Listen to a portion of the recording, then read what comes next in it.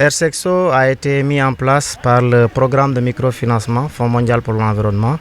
C'était une initiative communautaire. Il finançait l'ensemble de ces acteurs communautaires. Sur la base de ces financements, il a essayé de les regrouper en réseau. Donc c'est comme ça qu'on a regroupé le réseau Airsexo en réseau zone sud, qui regroupe 5 régions que sont la région de Kolda, Kédougou, Tambacounda, Sédhiou et Ziguinchor. Donc l'ensemble de ces acteurs qui évoluent aussi dans le domaine de l'environnement a été mis en place ici au niveau de Tambacounda, à l'hôtel Niji, c'était en 2013. Depuis la création de ce réseau, il s'est affilié avec un réseau national qui est le réseau national des organisations pour la protection de l'environnement, dont le siège est basé à Dakar.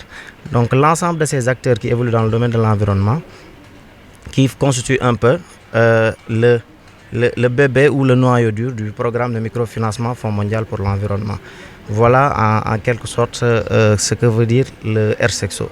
Voilà, dans le cadre de ce projet de capitalisation que le réseau Airsexo a eu à bénéficier avec le PMFM qui est son partenaire, nous avons eu l'initiative d'évaluer le parc Niokolo pour voir un peu, diagnostiquer le parc qui est le poumon vert que nous devons vraiment conserver et qui a été déclaré dans la zone rouge de l'UNESCO. Donc avec cette évaluation, ça nous a permis d'avoir une idée très claire de ce parc qui est menacé.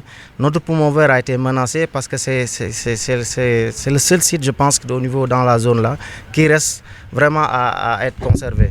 Donc en tant qu'acteur de l'environnement, nous avons jugé nécessaire pour cette journée, la journée mondiale de l'environnement, de convier à cette journée avec l'ensemble des acteurs pour pouvoir vraiment partager un peu l'évaluation qu'on a eu à faire sur le niveau du parc, pour partager avec l'ensemble des communautés qui sont au niveau des périphériques où on rencontre souvent des problématiques avec le parc, pour partager, échanger avec eux les problématiques et poser sur la table et tirer les leçons ensemble, voir quelles sont les mesures qu'il faudra prendre pour pouvoir vraiment corriger et vraiment sauver notre poumon vert dans cette zone sud-est.